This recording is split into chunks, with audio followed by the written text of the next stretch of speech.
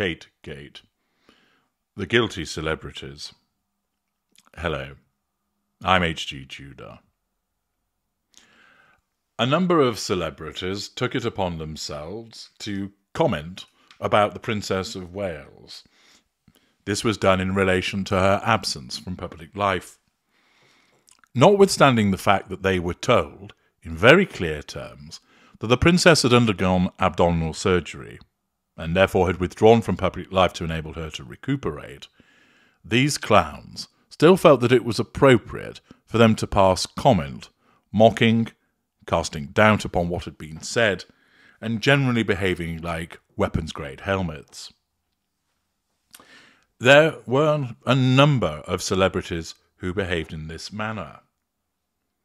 Stephen Colbert, he recounted a rumour about William having an affair with Rose Hanbury, mocking the Princess of Wales about her marriage whilst she was absent, whilst she'd learned that she'd got cancer, whilst she'd learned that she needed treatment and was undergoing that treatment.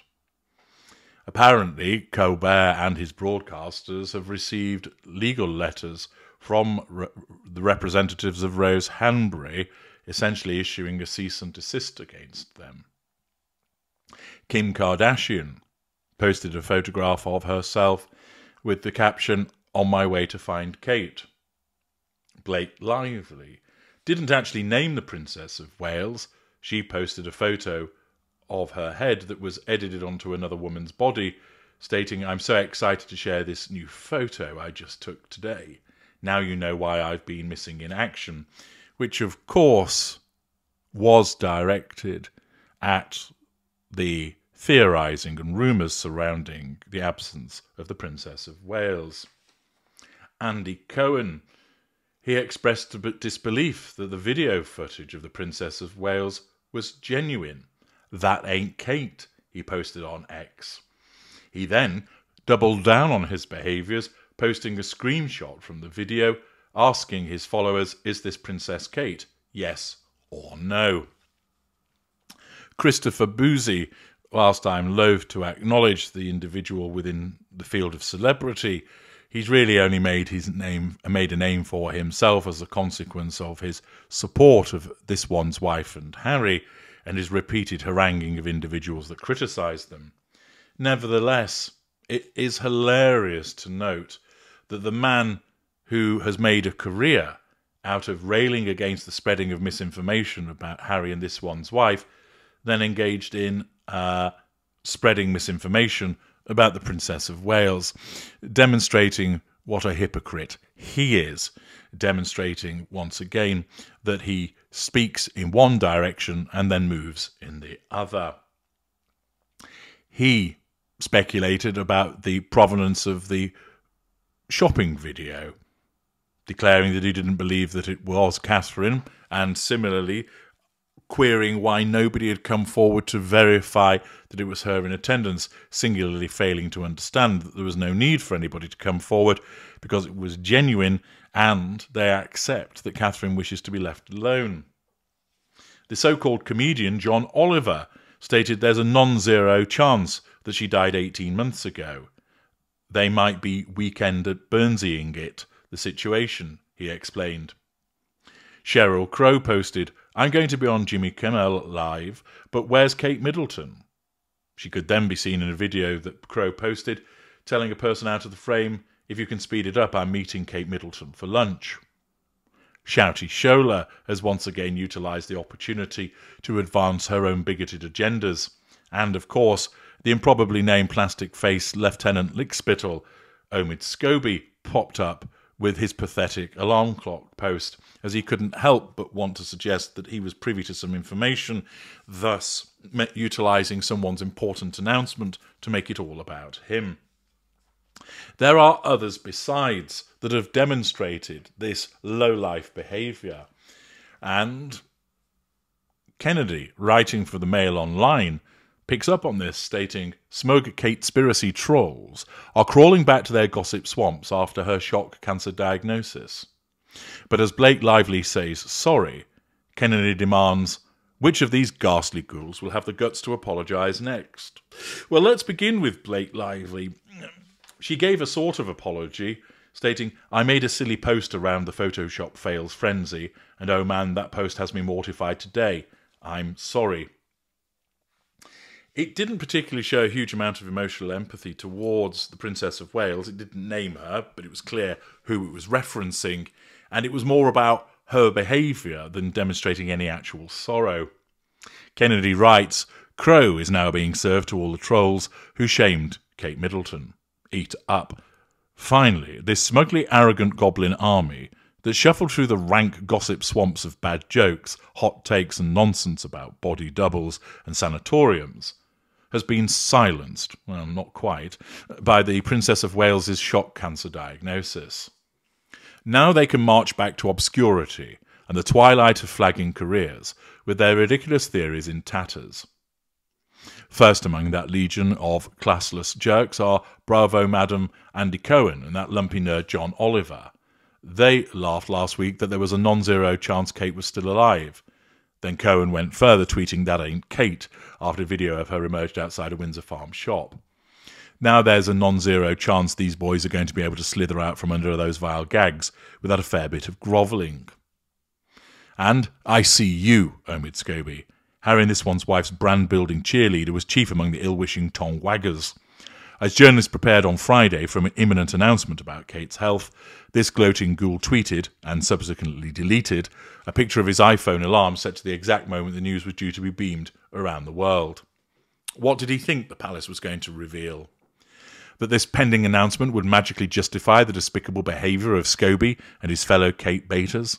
Instead, a family, and in fact a nation, has been gutted by the news of a cherished mother of three grappling with a devastating diagnosis.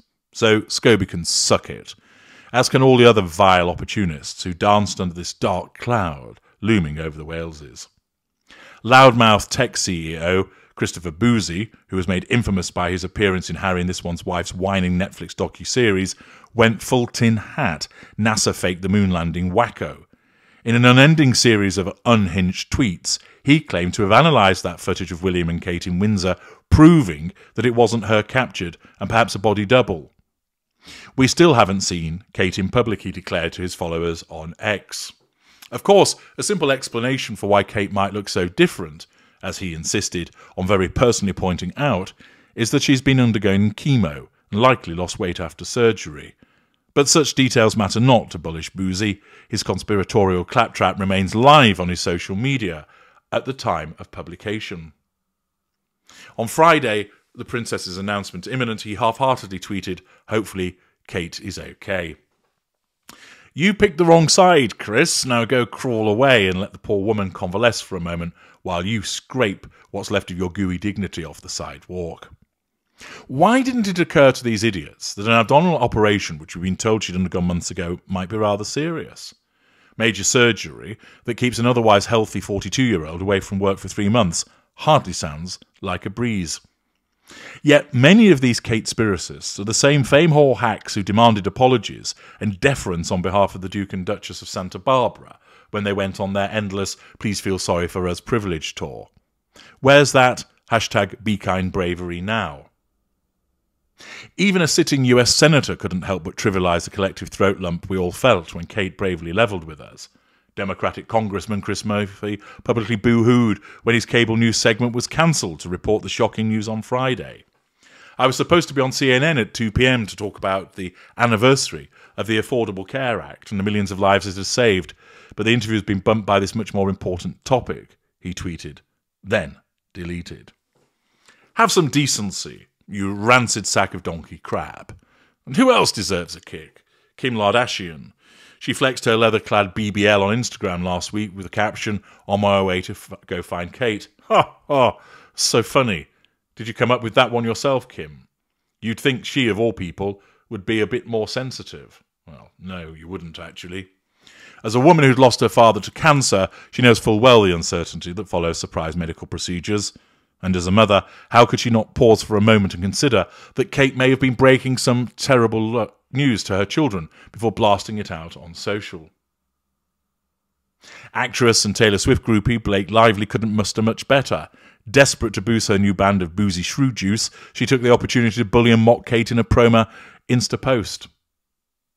But at least Lively had the awareness to recognise her lapse in human decency, and by Friday evening had apologised.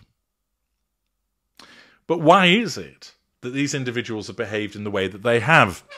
Kennedy asked that question. The fact is, many of them are indeed narcissists. Therefore, they have no emotional empathy. Their behaviour is driven by the necessity of the pursuit of fuel and the assertion of control. They have no emotional empathy for the Princess of Wales and simply trot out these mindless observations because it garners a response for them. It enables them to control, and thus they are regulated by their narcissism. It's also the case that these celebrities, some of them are narcissistic, albeit not narcissists. They have very limited emotional empathy. They're self-absorbed. It's all about promoting themselves rather than pausing and thinking about others. Thus, they engage in this behaviour. A handful of these individuals are also normals. They have no emotional empathy for the Princess of Wales as she's outside of their circle. But what you can also factor into this is the fact that many of these individuals simply lack intelligence. They're dimwits.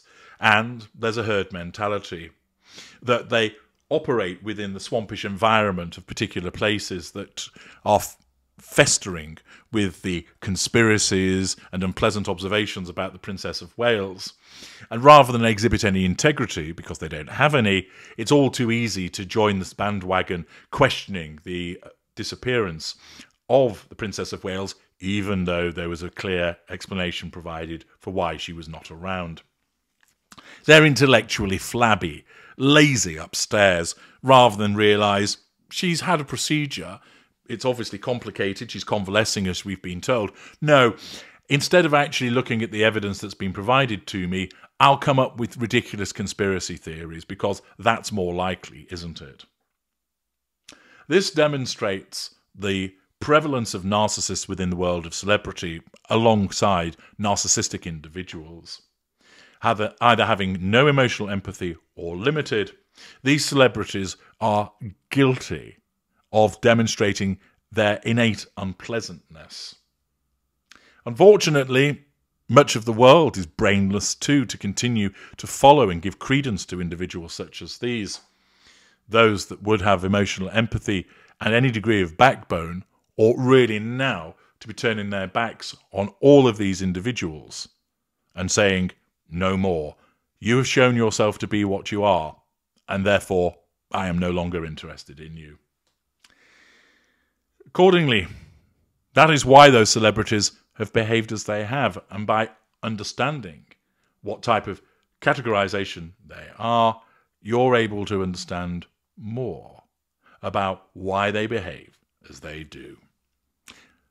I'm H.G. Tudor. Thank you for listening.